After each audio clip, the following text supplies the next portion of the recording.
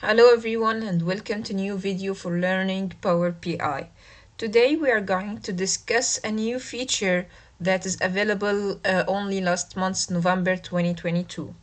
The new feature is dynamic slicer and we will show an example for it right now.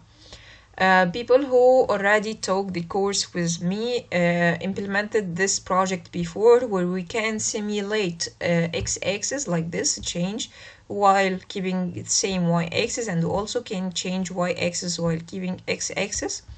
This is full simulation for x and y axis like we can see right now.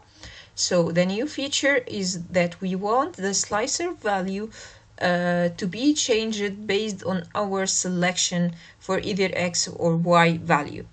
To do that, we need to copy this slicer, Control C, Control V, copy and paste, Control plus C in keyboard, and then Control plus V. So we will have the slicer copied here above. Then we want to go here and select show values of selected field.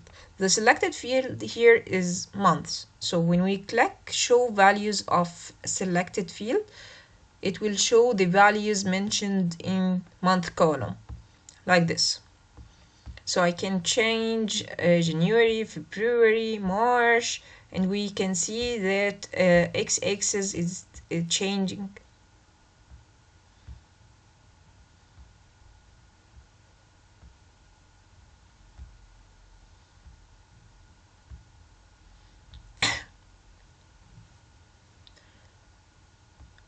So I can select January, February. I can change also x-axis.